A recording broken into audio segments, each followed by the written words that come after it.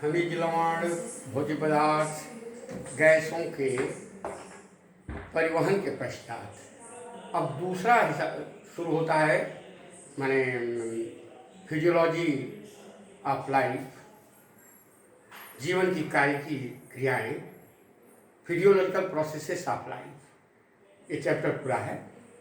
उसका दूसरा पार्ट है, पांच हिस्सा है इसमें, 5 हिस्सा। तो ये पहला हिस्सा था पौधों में कार्य की, प्लांट फिजियोलॉजी पढ़ा है, जिसमें प्रकाश संश्लेषण पढ़ाया है, खनिज पोषण पढ़ाया गया, हमारा गैसों का परिवहन वगैरह कई चीज़ पढ़ा है। अब दूसरा हिस्सा इसका श्वसन, फिर इसके बाद पोषण, फिर इसके बाद उत्सर्जन, ऐसे 5 पार्ट करके दूसरा चैप्टर बहुत बड़ा चैप्टर है। अब इसमें श्वसन की बात अब हम लोग पढ़ेंगे। श्वसन का मतलब क्या है? सजीव कोशिकाओं में भोज्य पदार्थों के ऑक्सीकरण के फलस्वरूप ऊर्जा उत्पन्न करने की क्रिया को श्वसन कहते हैं। अब यहाँ प्रश्न है ऑक्सीकरण के फलस्वरूप, ऐसा नहीं कि ऑक्सीजन के द्वारा ही ऑक्सीकरण होगा, बिना ऑक्सीजन के भी श्वसन हम पढ़ाएंगे, जिसको अनाक्सी श्वसन कहते हैं। तो ऑक्सीजन की उपस्थिति अथवा अनुपस्थिति में भोज्य पदार्थ के पूर्ण अथवा अपूर्ण ऑक्सीकरण से सजीव कोशिका में जो ऊर्जा उत्पन्न होती है उसे हम श्वसन कहते हैं। कई तरह से इसकी परिभाषा हम कहते हैं, वह जैव रासायनिक क्रिया जिसके अंतर्गत सजीव कोशिकाओं में भोज्य पदार्थों के ऑक्सीकरण के फलस्वरूप ऊर्जा उत्पन्न होती है, उसे हम श्वसन कहते हैं। सजीव में पौधे में श्वसन का स्थान पढ़ने के पहले सिलेबस में हमको पढ़ना है कि श्वसन जो सतह है, सजीवों में श्वसन जो सतह है उसकी विशेषताएं क्या हैं, कैरेक्टरिस्टिक्स ऑफ रेस्पिरेटरी ऑर्गन या respiratory surface, characteristics of respiratory organ या सरफेस। तो श्वसन की सतह की एक विशेषता है कि श्वसन की सतह हमेशा नम होनी चाहिए। पौधा में हो, जंतु में, श्वसन की सतह हमेशा नम रहनी चाहिए। जंतुओं में श्वसन की सतह के लिए उसमें रक्त केशिका कैपिलरीज, कोशिका नहीं केशिका, केश की तरह जो पतली हो उसका नाम है केशिका। ब्लड कैपिलरी जो आगे वाले चैप्टर सर्कुलेशन जब हम पढ़ाएंगे परिवहन तो उसको बढ़िया से बताएंगे। तो रक्त केशिकाओं का उसमें जाल होना चाहिए। श्वसन की सतह म्यूकस चिपचिपा हमेशा नम चिपचिपी रहनी चाहिए और उसमें रक्त केशिकाओं का घना जाल होना चाहिए गैसों का आदान प्रदान के लिए, और उसकी सरफेस थोड़ी अधिक विस्तृत होनी चाहिए। श्वसन की सतह को थोड़ा विस्तृत होना चाहिए जिससे गैसों का आदान प्रदान, श्वसन गैसों का आदान प्रदान आसानी से किया जा सके। इसकी विशेषताओं में आता है रक्त केशिकाओं का जाल होना चाहिए, लसलसी रहनी चाहिए, नमी युक्त रहनी चाहिए, उसमें म्यूकस रहना चाहिए, उसके अंदर तरल पदार्थ रहना चाहिए, उसकी सरफेस अधिक रहनी चाहिए जिससे गैसों का आदान प्रदान आसानी से हो सके। पौधों में श्वसन का स्थान, पौधों में श्वसन का स्थान, site of respiration in plants, site SITE, site of respiration in plants. इसके पहले भी हमने बताया था कि पौधों में कुछ छिद्र हैं और गैसों का आदान छिद्र, यहाँ 3 की बात पढ़नी है।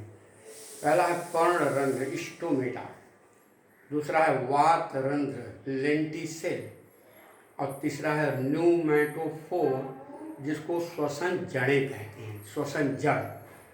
अब यहाँ स्टोमेटा पहला, पर्णरंध्र, पत्तियों में छोटे छोटे छिद्र हैं स्टोमेटा जिनसे गैसों का आदान प्रदान सबसे ज़्यादा होता है, जिससे वाष्पोत्सर्जन भी हमने बताया था कि स्टोमेटा से होता है, लेंटिसेल होता है।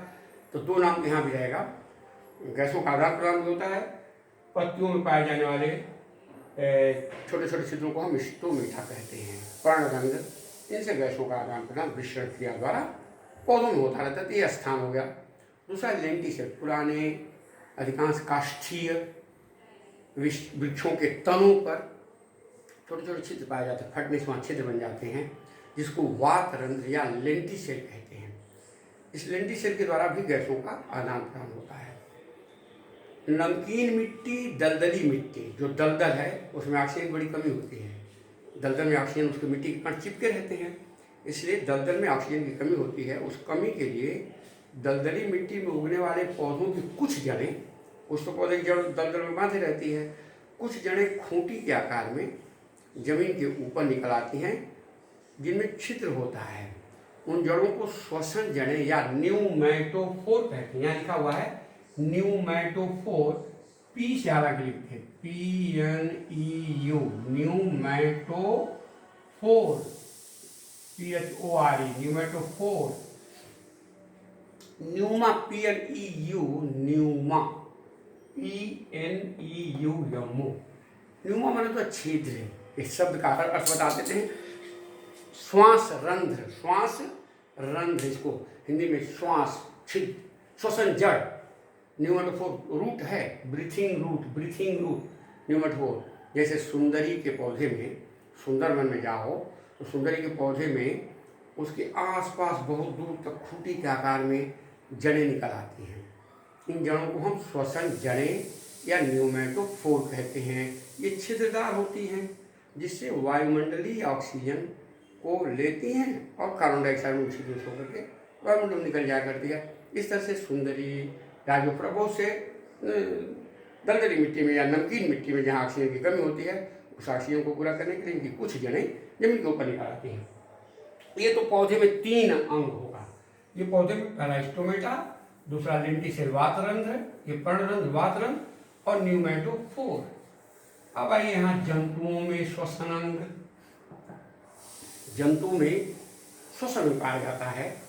पौधे में कोई निश्चित श्वसन अंग नहीं है, वो स्थान है, कुछ स्थान से होकर गैसों का आदान प्रदान होता है। कोई निश्चित अंग नहीं होता है जिससे श्वसन हो, लेकिन जंतुओं में निश्चित श्वसन अंग है जिसको रेस्पिरेटरी ऑर्गन कहते हैं। सबसे पहला है शारीरिक सतह, बॉडी सरफेस। अमीबा एक कोशिकीय जंतु है। उसके शरीर के बाहर पतली प्लाज्मा झिल्ली है, प्लाज्मा लेमा मेम्ब्रेन, प्लाज्मा झिल्ली है। एक ही कोशिका का है, लेकिन श्वसन करता है, जल में पाया जाता है, जल में घुली ऑक्सीजन इसके शरीर के सतह यानी बॉडी सरफेस जो है, जो झिल्ली है, उससे होकर के उसके शरीर में चली जाती है और कार्बन डाइऑक्साइड जो बनती है उसी झिल्ली से होकर के पानी में विसरित हो जाया करती है। इस प्रकार शरीर की सतह से अमीबा में श्वसन की क्रिया होती है। वैसे केचुआ वगैरह जो जमीन में पाए जाते हैं, अर्थवर्म, उसकी स्किन होती है। कभी कभी टोड भी निष्क्रिय अवस्था में जमीन के अंदर जब रहता है तो उस समय उसकी त्वचा से श्वसन होता है। वो फेफड़ा से जब जमीन पर रहता है फेफड़े से भी श्वसन करता है। तो यहाँ हमको बॉडी सरफेस पहला पढ़ना है। तो पहला हो गया शरीर की सतह, अमीबा का उदाहरण देंगे। दूसरा श्वास नली या ट्रैकिया। हम लोग गले में भी ट्रैकिया है, लेकिन कीट वर्ग के जितने जंतु हैं, जिसमें काकरोच का उदाहरण हम लोग इसमें ज़्यादा देते हैं, तो काकरोच में उसके सिर को छोड़कर शेष पूरे उसका शरीर सिर, वक्ष और उदर 3 भागों में बटा हुआ है। सिर, वक्ष, उदर। सिर और वक्ष मिलकर के सिरोवक्ष कहलाते हैं। सिफेलोथोरैक्स, सिफेलोथोरैक्स, सिरोवक्ष और उदर। इसके सिर में संयुक्त आंखें होती हैं काकरोच के, और सूर्य जैसा एंटीना होता है और मुख होता है सामने। इसके बाद उसका वक्ष है। वक्ष में ऐसे लंबवत और क्षैतिज श्वास नलियाँ, ट्रैकिया पाई जाती है। ट्रैकिया द्वारा होने वाले श्वसन को ट्रैकियल रेस्पिरेशन कहते हैं। श्वास नलियाँ, श्वास नलियाँ इसके उदर के खंडों में छिद्र द्वारा खुली रहती हैं, वायुमंडल के संपर्क में रहती हैं छिद्र द्वारा। उन छिद्र को श्वास रंध्र या स्पिरेकल्स कहते हैं। 10 जोड़े होते हैं, 10 जोड़े, 10 इधर 10 इधर जोड़े में रहते हैं। श्वास रंध्र स्पिरेकल्स सीधे वायुमंडल की ऑक्सीजन गैस उन छिद्रों से होकर ट्रैकिया, और ट्रैकिया फिर शाखाओं में बढ़ती है ट्रैकियोल्स, ट्रैकियोल्स होकर के उसके पूरे ऊतकों में ऑक्सीजन गैस चली जाती है। फिर वहाँ से कार्बन डाइऑक्साइड गैस उसी तरह से आती है। रक्त इसमें भाग नहीं लेता क्योंकि इसका रक्त सादा होता है, इसलिए गैसों के आदान प्रदान में काकरोच में रक्त की कोई भूमिका नहीं होती है। सीधे स्पिरेकल्स से होकर के ट्रैकिया, ट्रैकियोल्स में कोशिकाओं तक इसके शरीर में ऑक्सीजन पहुंच जाती है और वहाँ भोजन का ऑक्सीकरण, इसके बाद कार्बन डाइऑक्साइड जो बनती है उसी तरह से कोशिकाओं से या ऊतकों से निकल करके स्पिरेकल्स, ट्रैकियोल्स से ट्रैकिया, ट्रैकिया से स्पिरेकल्स होकर के बाहर निकल जाती है। इसलिए अगर कॉकरोच के सिर को ऊपर करके पीछे कैसा पानी डुबा दो तो मर जाएगा और सिर ऊपर रहेगा, क्योंकि सिर में तो कोई श्वास का छिद्र है नहीं। जैसे मनुष्य कहा कि यहाँ तक पानी हो जाए, गर्दन तक, नाक तक, तभी सांस चलती रहेगी, लेकिन उसका सिर ऊपर करके पीछे कहीं सा पानी डुबा दिया जाए, मर जाएगा कॉकरोच, क्योंकि श्वास रंध्र बंद हो जाएंगे और पानी में से गैस ले नहीं सकते हैं, वायु की गैस, टेक्नोस, स्प्रे गैस। ये कॉकरोच में या कीट वर्ग के और भी जंतु हैं। तीसरा है गिल्स, मछलियाँ, प्राण वगैरह, चिंगड़ी। मछलियों का श्वसन अंग है गिल्स। गिल्स ऐसे देखा होगा एक ढक्कन से, ढक्कन के अंदर गिल्स है। ये ढक्कन जो उसका नाम है अपर कुलम, कोई रोह वगैरह में देखा जाता हो, इसमें ऐसे कंघी नुमा गिल्स होती है, जिसमें देखो लाल रक्त केशिकाओं का जाल होता है। मछली पानी में रहती है तो देखो कि मुंह ऐसे खुलती रहती है। पानी के अंदर ऑक्सीजन है, वो ऑक्सीजन युक्त जल जो है मुंह के द्वारा अंदर जाएगा। मुंह को जब बंद करेगी तो जल का दबाव पड़ेगा तो ऑक्सीजन उस गिल्स से होकर जाएगी, तो गिल्स के रक्त में, रक्त केशिकाएं जो है उसमें घुल जाएगी ऑक्सीजन, और घुल करके रक्त के द्वारा शरीर की कोशिकाओं तक चली जाएगी, और फिर इसके शरीर में जो कार्बन डाइऑक्साइड गैस बनेगी उसी तरह से गिल्स होकर के पानी में निकाल दी जाएगी। गिल्स से श्वसन की क्रिया मछलियों में होती है, और रक्त के द्वारा ऑक्सीजन जाती है। रक्त में हीमोग्लोबिन होता है जो श्वसन वर्णक है, ऑक्सी हीमोग्लोबिन के रूप में लेकर के गैसों को जाता है, और वहाँ से फिर कार्बन डाइऑक्साइड को कार्बोक्सी हीमोग्लोबिन के रूप में ला के गिल्स में छोड़ देता है। इस तरह से मछली में श्वसन की क्रिया गिल्स के द्वारा होती है। मनुष्य में और उच्च श्रेणी के जितने मेरुदंडी जंतु हैं, उच्च श्रेणी के जंतु, सबका मुख्य श्वसन फेफड़ा ही होता है।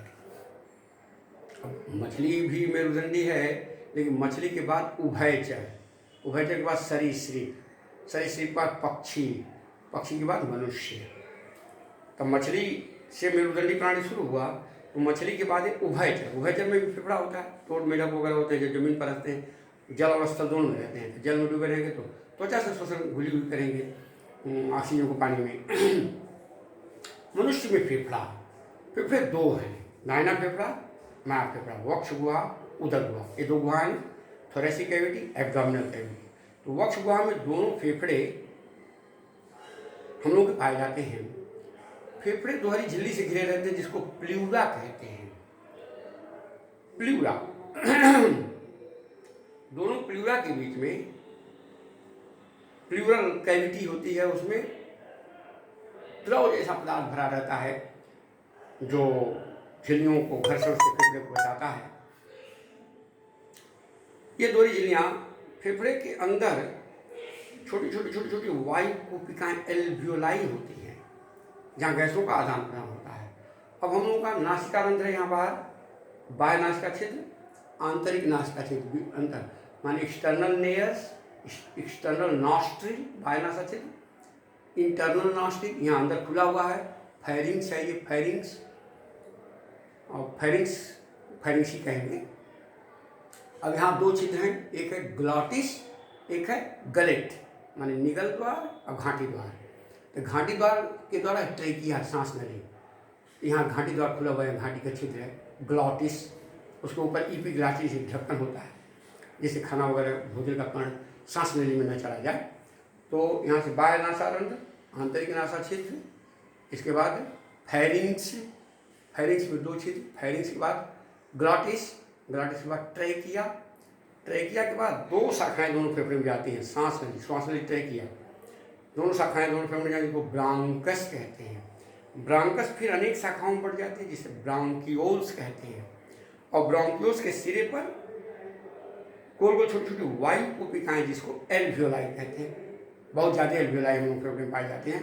यहाँ एक्सचेंज ऑफ गैसेज, गैसों का आदान प्रदान होता है। दाहिना फेफड़ा 3 पिंडों बटा हुआ, बायां फेफड़ा 2 पिंडों बटा हुआ रहता है। अच्छा, ये तो श्वसन अंग हो गया। ये हमारे हमने बताया रिब्स है, अलग से पसली, स्टर्नम, स्टर्नम और तो पसली की हड्डी, और पीछे मेरुदंड है, ये पसली की हड्डियाँ रिब्स हैं, और नीचे डायफ्राम है। एक पेशीय रचना, मस्कुलर रचना है डायफ्राम, जिस पर दोनों फेफड़े हम लोग के स्थिर रहते हैं। डायफ्राम का नाम याद रखिएगा। एक पेशीय नुमा रचना होती है जिसका ऊपरी तल ऐसे उठा हुआ रहता है और नीचे का तल गड्ढा नुमा रहता है और ऊपर का तल ऐसे उठा रहता है। इसी पर हम लोग के दोनों फेफड़े यहाँ स्थित होते हैं।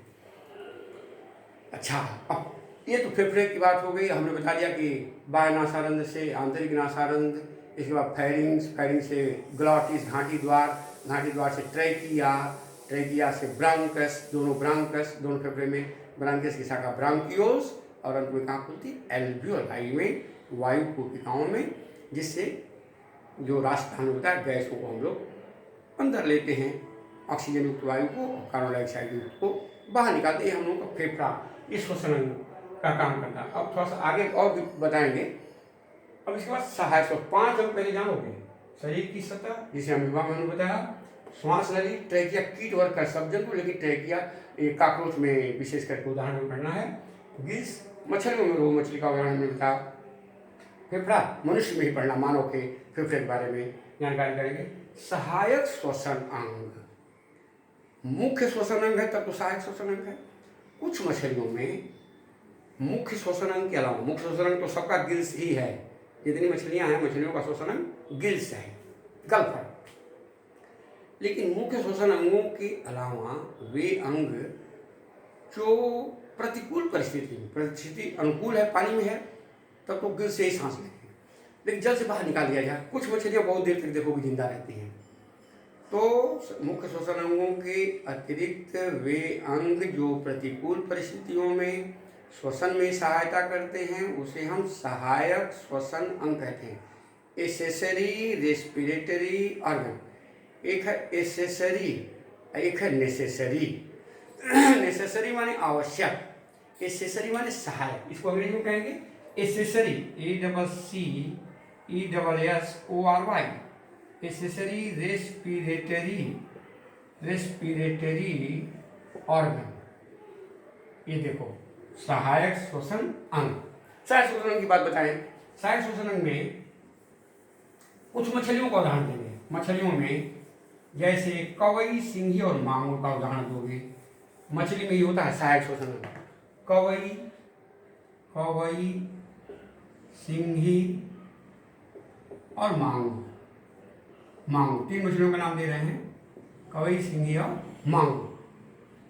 कवई में सहायक श्वसनों को लेबिरिंथीन ऑर्गन या लेबिरिंथिफॉर्म ऑर्गन कहते हैं। सहायक श्वसन का नाम यहाँ लिख दे रहे हैं, लेबिरिंथिफॉर्म ऑर्गन। अंग्रेजी का ही शब्द है, हिंदी में कोई इसका नाम है ही नहीं, होता होगा लेकिन यही नाम है, लेबिरिंथिफॉर्म ऑर्गन या लेबिरिंथीन ऑर्गन।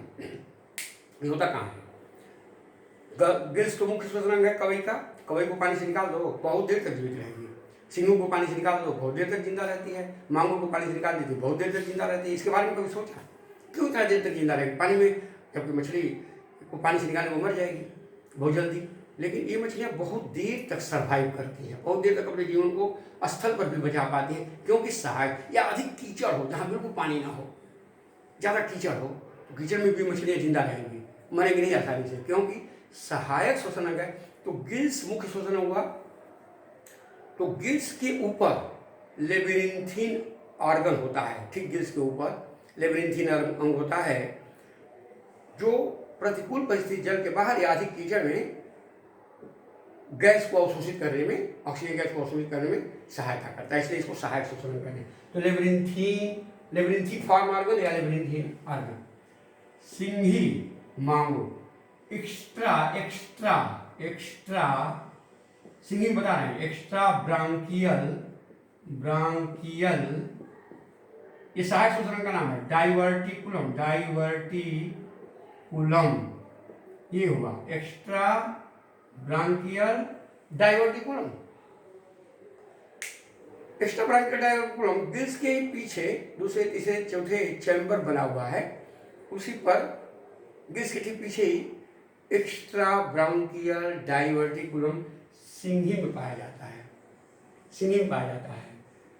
और मांगुर में आर्बोरिसेंट ऑर्गन, आर्बोरिसेंट ऑर्गन, ऑर्गन है सब अंग है, देखो यहाँ भी ऑर्गन लिखा हुआ है, यहाँ ऑर्गन नहीं है, एक्स्ट्रा ब्रांकियल डाइवर्टिकुलम, आर्बोरिसेंट ऑर्गन, इस सहायक श्वसन का नाम हुआ, लंबा लंबा नाम है। ये अंग प्रतिकूल परिस्थिति में, अब इसको आर्बोरिसेंट ऑर्गन को कहीं कहीं लिखा हुआ मिल सकता है रेस्पिरेटरी ट्री, श्वसन वृक्ष, ऐसा उसकी बनावट होती है, उसको देख वैज्ञानिकों ने दिया होगा रेस्पिरेटरी ट्री के नाम से भी आर्बोरिसेंट ऑर्गन, जो मांगुर में पाई जाती है। ये भी गिल्स के पीछे, ये तो लंबी नली के रूप में स्थित है सिंगी में, पतली नली, ये गिल्स के पीछे आर्बोरिसेंट ऑर्गन स्थित होता है, सब गिल्स से ही लगा हुआ अगल बगल स्थित होता है। इस प्रकार ये मछलियों को प्रतिकूल परिस्थिति में जीवित रहने में सहायता करती हैं। और दूसरा, इससे एक चीज़ और सिद्ध होती है, ये उभयचर जीवन को भी दर्शाती है, क्योंकि मछली के बाद ही उभयचर आता है। उभयचर माने जो पानी में भी रहे और जमीन पर भी रहे। इसका मतलब ये मछलियाँ आप लोगों को बहुत देर तक जमीन पर जीवित रख पाती हैं। इसका मतलब कि उभयचर जीवन की तरफ धीरे धीरे जलीय जीवन से स्थलीय जीवन की तरफ ये संकेत दे रही कि नहीं, जलीय जीवन से विकास हुआ, क्रम विकास के सिद्धांत को आगे आप पढ़ोगे, क्रम विकास का सिद्धांत कहीं पढ़ाया जाएगा 10th क्लास में, तो उसको सिद्ध करते हैं कि नहीं, क्रमशः धीरे धीरे जीव का विकास हुआ है, तो क्रम विकास को भी सिद्ध करते हैं। वैसे प्रतिकूल परिस्थिति में ये मछली को जीवित रखे। तो ये 5 श्वसन अंग जंतु का आपको याद करना संक्षेप में उदाहरण के साथ। अब आइए यहाँ मनुष्य में श्वास की क्रिया, श्वसन और श्वास दोनों दो चीजें हैं। श्वास को आप श्वसन नहीं कर सकते, इस बात को ध्यान में रखिए। श्वसन हमने लिखा है, ये श्वसन है, लेकिन श्वास तो दूसरी चीज है। श्वास की बात थोड़ा समझिए। श्वास, ये है श्वास, ब्रीथिंग इसको कहते हैं, BREATHING। ब्रीथिंग, श्वास क्या है? देखो, श्वसन को हमने क्या बताया परिभाषा में, वह जैव रासायनिक क्रिया, बायोकेमिकल प्रोसेस है श्वसन। अभी हम क्या चैप्टर हमारा क्या चल रहा है, physiological processes of life, chapter हमारा वही है जिसमें 5 चीजें हम अलग अलग पढ़ेंगे। फिजियोलॉजिकल प्रोसेस ऑफ लाइफ में सबसे पहला चीज प्लांट फिजियोलॉजी, पौधों में कौन कौन सी कार्यकीय क्रिया हुई, ये पौधा जंतु दोनों में यहाँ हो रहा है श्वसन, कार्यकीय क्रिया है ना, फिजियोलॉजिकल प्रोसेस है। तो श्वास क्या मतलब है? यह भौतिक क्रिया है। श्वसन जैविक क्रिया, जैव रासायनिक है, लेकिन श्वास जैव रासायनिक नहीं है, भौतिक क्रिया है। वह भौतिक क्रिया जिसमें गैसों का आदान प्रदान, एक्सचेंज ऑफ गैसेस, गैसों का आदान प्रदान, वातावरण और श्वसन अंग, यानी वातावरण हम लोग फेफड़ा है, वातावरण और फेफड़े के बीच गैस का आदान प्रदान केवल हो, यानी ऑक्सीजन युक्त वायु फेफड़े में जा है और कार्बन डाइऑक्साइड जो बनी है फेफड़े से बाहर आ जाए, बस 2 ही चीज हुआ, ऑक्सीजन युक्त वायु का फेफड़े में जाना और कार्बन डाइऑक्साइड युक्त वायु का फेफड़े से बाहर आ जाना, ये श्वास कहलाएगी। वह भौतिक क्रिया जिसमें गैसों का आदान प्रदान वातावरण और श्वसन अंगों के बीच होता है और इसमें ऊर्जा उत्पन्न नहीं होती है, क्योंकि जब ऊर्जा उत्पन्न होगी तो रासायनिक क्रिया हो जाएगी। इसमें ऊर्जा नहीं उत्पन्न होती क्योंकि भोजन का ऑक्सीकरण नहीं होता है। ऑक्सीकरण कहाँ होगा? ये तो यंत्रवत क्रिया है, मैकेनिकल प्रोसेस है, यंत्र जैसे काम करता है। हम लोग का फेफड़ा भी एक तरह से यंत्र की तरह से अगर काम करता है। अब वहाँ से जब ये ऑक्सीजन रक्त के द्वारा कोशिकाओं में जाएगी, जिसको आगे बताएंगे, तो वहाँ भोजन का ऑक्सीकरण होगा माइटोकॉन्ड्रिया के अंदर, कोशिका द्रव्य के अंदर, तब वहाँ भोजन का ऑक्सीकरण होने लगेगा। तब ऑक्सीकरण होगा तो ऊर्जा निकलेगी, लेकिन यहाँ ऑक्सीकरण नहीं हो रहा है, नहीं, केवल यंत्र हुआ भौतिक क्रिया जिसमें गैसों का आदान प्रदान वातावरण और श्वसन अंग के बीच होता है, जिसमें ऊर्जा उत्पन्न नहीं होती, उसे श्वास कहते हैं। तो दोनों का डिफरेंस समझ में आ गया ना, श्वसन और श्वास, ये रिस्पिरेशन, ये ब्रीथिंग, यह जैव रासायनिक क्रिया है, यह भौतिक क्रिया है या यांत्रिक क्रिया कर सकते हो, फिजिकल और मैकेनिकल प्रोसेस। और दिस इज बायोलॉजिकल प्रोसेस। इसमें भोजन का ऑक्सीकरण होता है, इसमें भोजन का ऑक्सीकरण श्वास में नहीं होता है, इसमें ऊर्जा उत्पन्न होती है, इसमें ऊर्जा उत्पन्न नहीं होती है। तो अब मनुष्य में श्वास की क्रिया हमने क्या बताया कि ऑक्सीजन युक्त वायु का फेफड़े में जाना और कार्बन डाइऑक्साइड युक्त वायु का फेफड़े से बाहर निकल जाना, यही तो श्वास है। तो जो जाएगी अंदर उसको कहेंगे निःश्वसन या श्वास ग्रहण। देख लो, निःश्वसन या श्वास, इसको थोड़ा सा समझना है। यहाँ दोनों चीज़ हम बता रहे हैं, जाने के लिए हमने हेडिंग दे दिया यहाँ पर कि क्या जानना है। अब पहला है निःश्वसन। निःश्वसन, इसको इंस्पिरेशन कहेंगे। इंस्पिरेशन, जैसा कि नाम देख रहे हो, इन अंदर, रेस्पिरेशन, रेस्पिरेशन नहीं है, मैंने रेस्पिरेशन का नाम उसमें स्पेलिंग छिपी है। और दूसरा है बहिश्वसन। बहिश्वसन, श्वसन इसमें जो है श्वास है, लेकिन श्वसन यहाँ आ जाता है एक्सपीरेशन। एक्सपीरेशन, देखो मतलब इन और एक्स दो शब्द हैं, एक्सपीरेशन दोनों में लगा हुआ है। इन एक, इन माने ऑक्सीजन युक्त वायु का अंदर लेना, इंस्पिरेशन हुआ, और कार्बन डाइऑक्साइड युक्त का बाहर मुक्त हो जाना, एक्सपीरेशन हुआ। उच्छ्वसन, कहीं उच्छ्वसन लिखा हुआ मिलेगा, इसको उच्छ्वसन, बहिश्वसन या श्वास त्याग और श्वास ग्रहण। ये श्वास ग्रहण हुआ, श्वास त्याग, श्वास है माने सांस। अब देखो यहाँ दो चीजें, ब्रीथिंग की क्रिया में दो चीजों की मुख्य भूमिका यहाँ जानेंगे।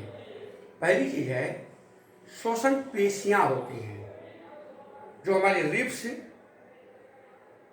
जो हमारी पसलियां हैं, इनसे भी जुड़ी हुई श्वसन पेशियां, फेफड़े के आधार से जुड़ी हुई श्वसन पेशियां, और नीचे डायफ्राम एक है। दो चीजों की भूमिका यहाँ होगी, इसलिए इसको सहायक श्वसन अंग भी कह सकते हो। मनुष्य में मुख्य श्वसन अंग फेफड़ा है, अब सहायक श्वसन अंग बोल के हम नहीं पढ़ा रहे हैं, सहायक श्वसन अंग तो मछली में हमने बताया, लेकिन सहायता करें श्वसन में दो चीज, श्वसन पेशियां, श्वसन पेशियां, इसको इंटरकोस्टल पेशी कहते हैं। ये इंटरकोस्टल पेशी जो है श्वसन पेशी है, इसको याद करोगे, इंटरकोस्टल पेशी। और दूसरा डायाफ्राम, इसको इंग्लिश में डायफ्रैग्म लिखते हैं, डायफ्रैग्म ऐसे लिखते हैं, फ्रैग्म, इंग्लिश इसकी ऐसे हो जाती है, डायफ्राम, डायफ्रैग्म।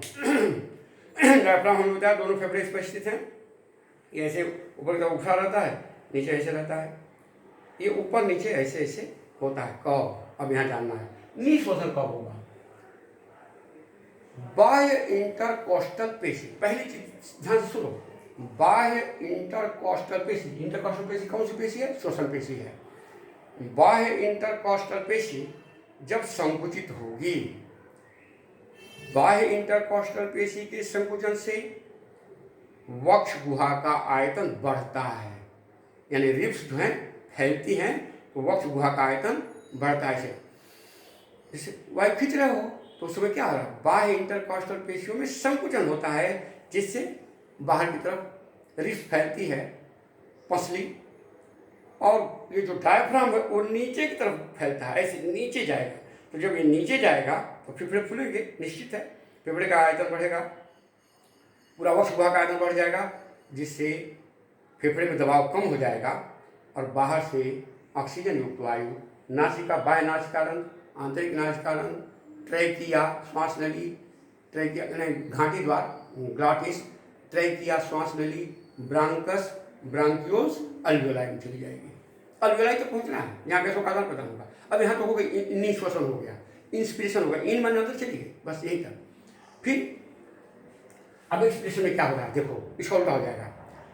जो बाह्य इंटरकोस्टल पेशी वो शिथिल होगी या आंतरिक इंटरकोस्टल पेशी संकुचित होगी, दोनों आप लिख सकते हो, सही होगा। हमने इसमें बताया बाह्य इंटरकोस्टल पेशी संकुचित होती है तो फैलता है, इसका उल्टा होगा बाह्य इंटरकोस्टल पेशी रिलैक्स कर गई, रिलैक्स माने अपनी जगह पर चली आई, जिससे वस्तु और डायफ्राम जो है नीचे जो फैला हुआ था ऊपर की तरफ ऐसे उठ गया, ऐसे ऊपर उठा तो वक्ष गुहा का आयतन घटा, जिससे फेफड़े में भरी हुई वायु पर दबाव पड़ा, जो कार्बन डाइऑक्साइड वायु अंदर से आई है फेफड़े में आ गई, डायफ्राम ऊपर की तरफ जाएगा। कब, जब बाह्य इंटरकोस्टल पेशी शिथिल रिलैक्स करेगी या आंतरिक इंटरकोस्टल पेशी में संकुचन होगा। दो तरह की इंटरकोस्टल पेशियां हैं, एक्सटर्नल, इंटरनल। तो संकुचन के फलस्वरूप पेशी में बाह्य इंटरकॉस्टल पेशी शिथिल करेगी, रिलैक्स करेगी, या आंतरिक इंटरकॉस्टल पेशी में जब संकुचन होगा तो डायफ्राम गुंबद की तरफ से ऊपर की तरफ उठ जाएगा, वक्षगुहा का आयतन कम हो जाएगा, जिससे अबुल्टी क्रिया होगी, जिससे अल्वियोलाई, अल्वियोलाई से ब्रांकियोल्स, ब्रांकियोल्स से ब्रांकस, ब्रांकस से ट्रेकिया, ट्रेकिया से ग्लॉटिस घाटी द्वार, आंतरिक नासा छिद्र, बाह्य नासा छिद्र, सो करके हवा कार्बन डाइऑक्साइड युक्त वायु बाहर चली जाएगी। अब दोनों में एक चीज जानो, जब ये मान लो इंस्पिरेशन है, इंस्पिरेशन, इंस्पिरेशन, और एक है एक्सपिरेशन, बाह्य श्वसन, एक्सपिरेशन। अब दोनों में अगर हम देखें तो O2 और CO2 दो गैसों की मात्रा हमको देखना चाहिए, दो गैसों की मात्रा देखनी चाहिए, हैं? अच्छा, आप कहते हो कि ऑक्सीजन लेते हैं, कार्बन डाइऑक्साइड छोड़ते हैं, बात सही है। नाइट्रोजन की बात तो आती नहीं, नाइट्रोजन जो जाती है अंदर, जो कि त्यों निकल जाती है, इसलिए नाइट्रोजन सबसे 77 से 78% है। तो इंस्पिरेशन में कितना परसेंट ऑक्सीजन हम लेते हैं भाई? 20 से 21% इंस्पिरेशन निश्वासन में अंदर जाती है, लेकिन 16% के करीब, 16 पॉइंट समथिंग एक्सपिरेशन निकलती हुई है। इसका मतलब ऑक्सीजन निकल भी रही है। लेकिन अब देखिए यहाँ बात, तो फिर आप कहते हो कि ऑक्सीजन लेते हैं, कार्बन डाइऑक्साइड छोड़ते हैं, ठीक है। अब देखिए कार्बन डाइऑक्साइड कितना लेते हैं? 0.03 से 0.04%। ये कार्बन डाइऑक्साइड इंस्पिरेशन में जाएगी, ऐसा नहीं कि ऑक्सीजन नहीं जाएगी। क्या वायुमंडल से बचा करके नाक केवल ऑक्सीजन खींच लेगी? नाइट्रोजन भी जाएगी, साथ साथ नाइट्रोजन भी जाएगी, नो डाउट, नाइट्रोजन भी जाएगी। नाइट्रोजन हमको केवल ऑक्सीजन कार्बन डाइऑक्साइड से मतलब है, लेकिन निकलती है 4%। कहाँ 3 का 100वां भाग, 4 का 100वां भाग, 0.04 तो 4/100 लिया गया, कितना कम कार्बन डाइऑक्साइड गई अंदर, लेकिन निकली 4%, पूरा 4% कार्बन डाइऑक्साइड निकली। इसका मतलब जो गई वो तो निकल ही आई। और वास्तव में जो कार्बन डाइऑक्साइड शरीर में बनी भोजन के ऑक्सीकरण से, वह भी इसमें मिलकर 4%, और ये जितना 77% अंदर गई तो 77% बाहर निकल गई, जो करते हो आ गई। इसमें कोई अंतर नहीं पड़ा, इंस्पिरेशन एक्सपिरेशन दोनों को। इस तरह से इंटरकॉस्टल पेशियों की संकुचन शिथिलन से बाह्य इंटरकॉस्टल पेशी आंतरिक वक्षगुहा का आयतन बढ़ता है। वक्षगुहा का आयतन जब बढ़ता है तो फेफड़े में वायु का दबाव कम होता है, जिससे इंस्पिरेशन होता है। और जब डायफ्राम ऊपर की तरफ आता है और वक्षगुहा का आयतन घटता है तो फेफड़े में भरी हवा का दबाव बढ़ता है, इस दबाव के कारण वायु बाहर निकल जाए। इस प्रकार ब्रीथिंग की क्रिया, श्वास की क्रिया हमेशा चलती रहती है। इसके बाद आगे और हम लोग बहुत कुछ पढ़ेंगे।